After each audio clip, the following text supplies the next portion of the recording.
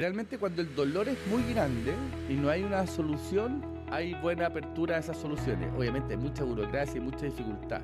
En este caso particular el impacto público era tan grande para un dolor tan grande que es más fácil. En la minería, en Chile y en América Latina, entonces son dos putas que se tienen que encontrar. Una emprendedora ágil, moderna, que ocupa tecnología e inteligencia artificial, y otra que trabaja en una de las empresas más grandes de Chile, que tiene necesidades y le falta esa agilidad resolutiva. Y alguien contra alguien que sueña y que es apasionado es muy difícil competir. Eso nos va a hacer alguien muy potente en este mundo competitivo, ¿ya? Porque competir con alguien apasionado es muy difícil. Yo creo que el verdadero fracaso es no intentar hacer lo que estás intentando hacer por miedo al fracaso. Y después de eso vienen muchos errores, ¿ya? Yo en mi vida y en todos los emprendimientos pasamos errores o desafíos todas las semanas, todos los días tal vez.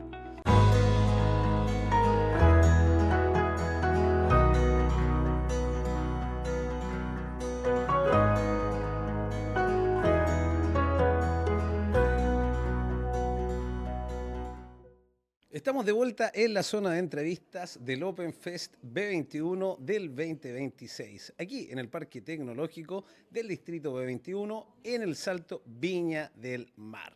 Continuamos en esta jornada viviendo experiencias con charlas magistrales en el auditorio principal, con más de 200 espectadores y con una parrilla de speakers de carácter internacional.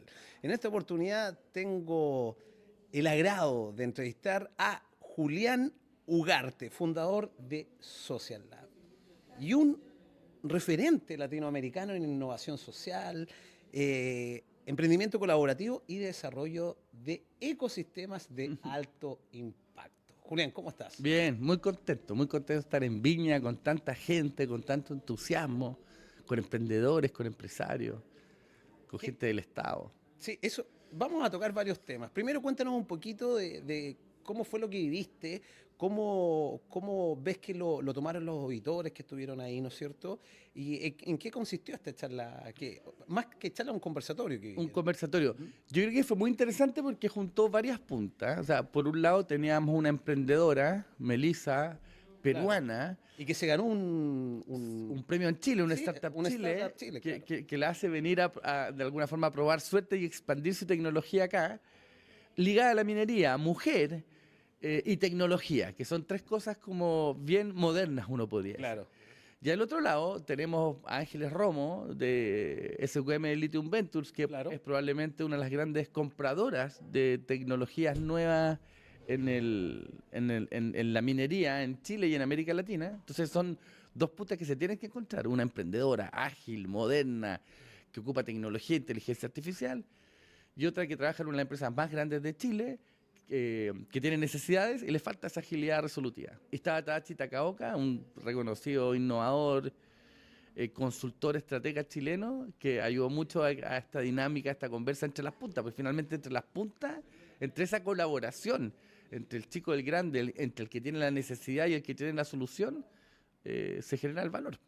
Sí, de hecho, vamos a mencionarlo. El conversatorio que vivimos hace un rato, lo pueden revisar y vamos a poner los links ahí para que vean, ya que se transmitió en vivo y va a quedar todo ese registro para que vean lo que está pasando, lo que estamos mostrando, lo que estamos desarrollando acá en el distrito B21. Julián, cuéntame un poco, porque cuando partiste mencionaste algo y algo que me encanta. ¿Cómo en este tipo de proyectos, en este ecosistema, cómo conjuga lo público con lo privado para poder apoyar estos nuevos emprendimientos asociados a la innovación y tecnología?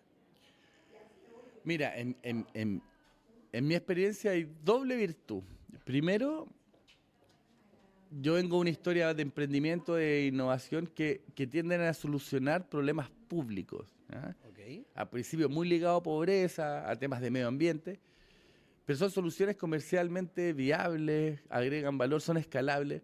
Entonces, por un lado tenemos soluciones innovadoras de emprendedores que generan soluciones públicas que al mundo público le cuesta mucho solucionar. Yo me acuerdo que tuvimos un emprendimiento hace algunos años que bajó 3 millones la lista de fila de los consultorios, solamente ocupando tecnología. Mira. ¿Ya? Que hace 4 años no existía. Mensajes de texto, mensajes de WhatsApp, mail, recordatorios, tienes la hora tal día, la confirma o no la confirma. Si no la confirma, llega el otro que está en la lista, se abre el cupo, el doctor deja... Entonces, impacto público desde el emprendimiento. Oye, cortito ahí, ¿cómo rompiste esa barrera? Porque había una barrera, ¿no es cierto?, de creer en este tema tecnológico, de que había que innovar e implementar estas tecnologías, que recordemos que hace no tantos años atrás partimos con el Internet y hoy día ya estamos en una era totalmente distinta, para que el sistema público adoptara este tipo de tecnologías para optimizar justamente lo que tú dijiste. Generalmente cuando el dolor es muy grande y no hay una solución, hay buena apertura a esas soluciones. Obviamente hay mucha burocracia y mucha dificultad. En este caso particular el impacto público era tan grande para un dolor tan grande que es más fácil. Nos tocó una vez, por ejemplo, que sería como un caso único de trabajo con gobierno, cuando estaba el COVID, no sé si te acordáis, y nosotros ¿Cómo no acordarme? teníamos recursos, yo diría, como chilenos para traer ventiladores. Y me acuerdo haber visto un avión que iba a España con ventiladores mecánicos para el pueblo español e hizo una escala en Turquía y en Turquía se quedó el avión Hércules y no siguió el avión Hércules a España. Y tener ventiladores mecánicos era un problema ya, yo te diría, geopolítico, no era un problema de plata. Claro. Sino ¿quién iba a tener los ventiladores para su población? Los chinos, los gringos, y si iban a alcanzar para el resto de los humanos. Era supervivencia. Sí, pues. Y habían 35 equipos desarrollando, te lo juro que 2 semanas después del COVID, equipos de ventiladores de emergencia desde Chile. Ahora, para poder ser ocupado tenéis que pasar una serie de normativas muy estrictas por el ISP, incluso normativas gringas. Y tú sabéis que en un mes, nos organizamos, los 35 equipos se pusieron en fila, se definieron la normativa para poder ser usados desde el ISP, se juntó el ministro de Ciencia, se juntó el BID, se juntó la SOFOFA que tenía la plata para los ventiladores, y logramos en un mes y medio, yo diría máximo, poner todos los prototipos en línea, hicimos las pruebas clínicas con animales y con personas, según los que venían más avanzados, y en 1 o 2 meses sacamos 4 ventiladores desde Chile, certificados que después se exportaron a Latinoamérica. Y eso habla que la urgencia hizo que todo se coordinara. Y ahí el ministro de Ciencia me dijo, mira, ¿sabéis qué? El ministro Kup dijo, acabamos de mostrar que si nosotros quisiéramos, podríamos hacer autos, podríamos hacer aviones, y no en mucho tiempo. Ventiladores nunca habíamos hecho, y son sofisticados. O sea, cuestión te puede salvar la vida a alguien o matarlo. O sea, no es leseo. Sí. 2 meses. Entonces, increíble cómo cuando se junta el mundo público y el mundo privado, en este caso, podéis sacar un impacto rápido, tremendo a toda la población, salvando vidas, etcétera. Perfecto. Social Lab hoy en día, ¿qué rol cumple en este tipo de ecosistemas? Mira, nosotros partimos hace 15 años haciendo innovación abierta. Entonces, planteamos con distintas compañías, o la gran mayoría de empresas, sus desafíos y los abrimos para que el mejor emprendimiento, los mejores emprendimientos que tengan las soluciones, poder financiarlo e integrarlo a esas compañías. Perfecto. Hemos hecho más de 350 convocatorias. Hoy día tenemos como principales clientes a BHP, Anglo American Foundation, AB InBev, Coca-Cola. Hemos hecho más de 350 convocatorias, han postulado más de 90.000 emprendedores de 72 países, hemos dado más de 10 millones de dólares de capital para pilotos con nuestros socios y de ahí han generado soluciones para impactar, obviamente, en millones de dólares a distintas compañías y también a millones de chilenos de forma positiva. Qué increíble, qué bien. Oye, Julián, cuéntame algo. No me cuente algo.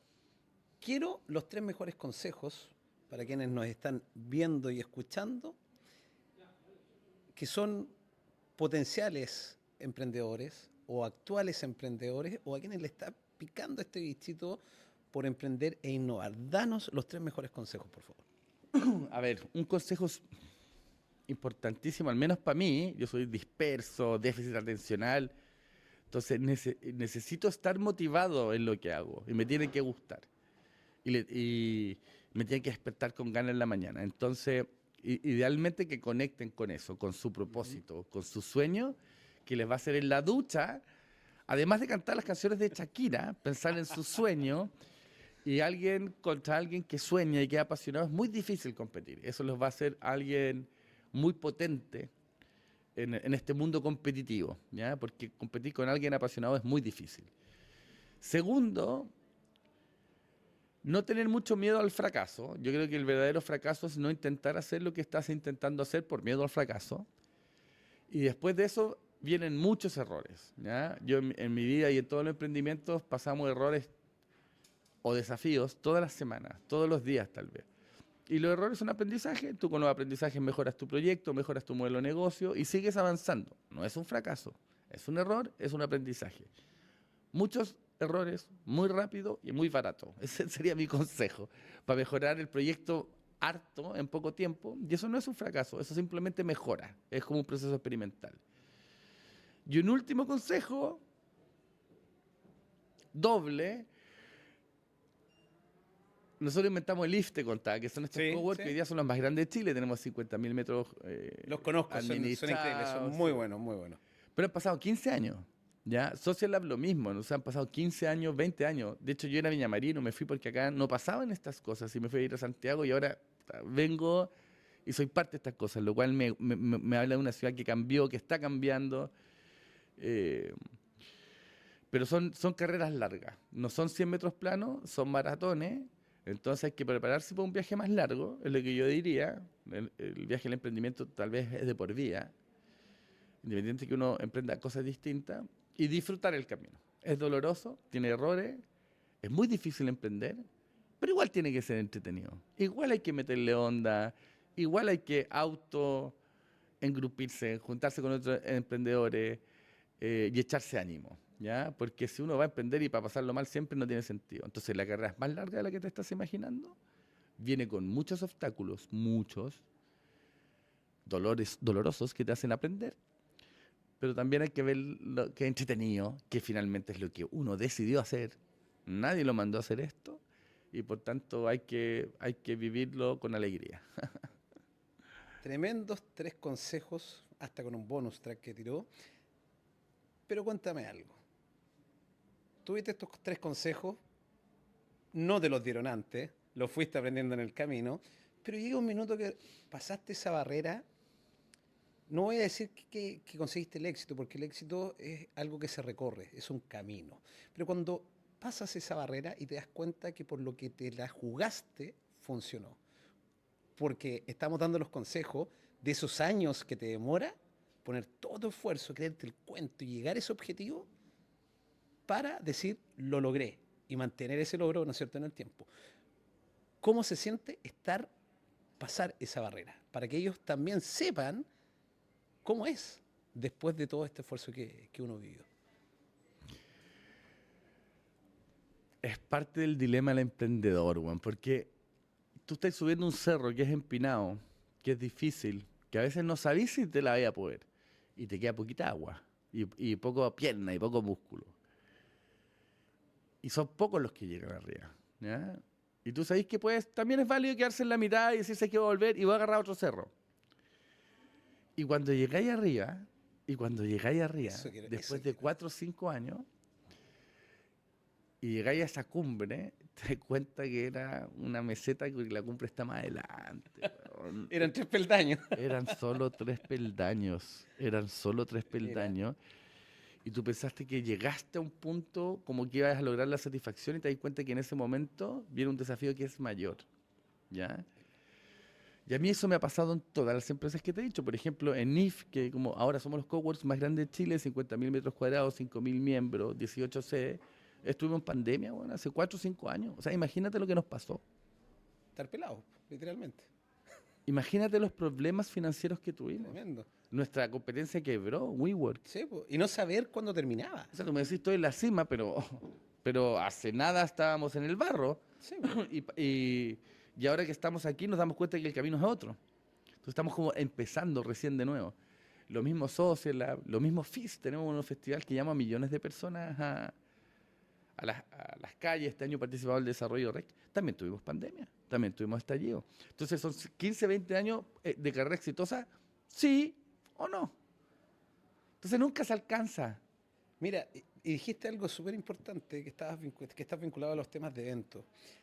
Tenéis dos posibilidades en tus emprendimientos.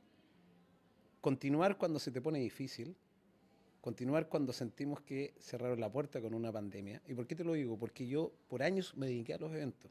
Hice también grandes eventos. Pero cuando llega la pandemia, me asusté. Y dejé ese rubro y conseguí, y me mantuve en los otros que seguía, porque siempre es bueno tener diversificación, ¿no es cierto? Y qué bueno lo que tú estás contando, po, el aguante que hay que tener Es en los terrible. momentos, pero en los momentos difíciles.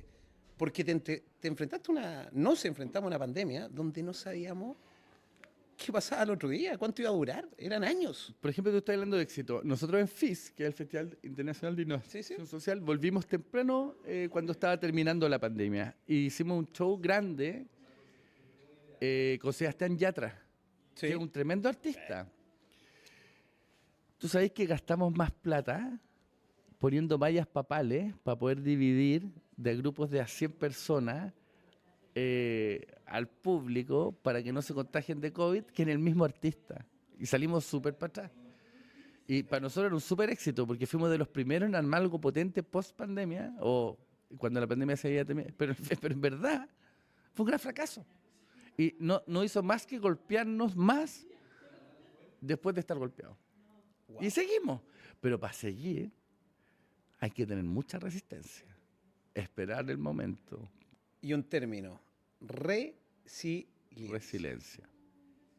Julián Ugarte, muchas gracias por acompañarnos. Estuvo entretenido. ¿Te gustó la Sí, conversación? yo lo paso bien con No vamos a decir entrevista porque fue una conversación Sí. también después de lo que viste. Te agradezco, te felicito por participar de estas iniciativas porque necesitamos todos estos ecosistemas que estamos partiendo, gente como tú, que hable, que cuente, porque creo que una de las mejores formas de aprender es con la experiencia de otros, De conocer pares. de la experiencia. De pares, pues, si somos todos parecidos al final. Sí, Entre pero nosotros nos enseñamos. claro, pero gente que ya recorrió cierto camino, tener esa voluntad de dar el consejo es súper valioso. Po. Y la gente quiere escuchar eso. De cierta manera ayudamos a cortar ese camino mostrando esos consejos que muchas veces fueron tropezones de nosotros mismos. ¿Cachai? Entonces, por eso te digo y te felicito de verdad y a muchos speakers que han estado acá, porque cuentan experiencias, no vienen a dar una charla teórica, te cuentan lo que está pasando literalmente en la calle con sus emprendimientos. Oye, y para que quede en el dato, la otra vez vi una estadística de Federer, no sé si tú la viste, pero este gallo en su vida ganó como el 53 o 54% de sus puntos y perdió el 67. Y perdió, perdón, el 47. O sea, hay una diferencia muy chica entre los puntos que ganó y los que perdió, pero es el gallo que más campeonatos ganó en la historia. Entonces, el emprendimiento, claro, sale en la nota del festival lleno, sale en la nota de los coworks que están rompiéndola, o la buena convocatoria de Social Lab. Pero detrás de eso hay 43% o 47% de puntos fallados. Claro. Y uno se queda con el campeonato. Pero para que todos los emprendedores lo sepan, la tras bambalina, como en todos los trabajos, es un trabajo menos glamuroso y más duro, donde se ganan un poquito más de puntos de los que se pierden.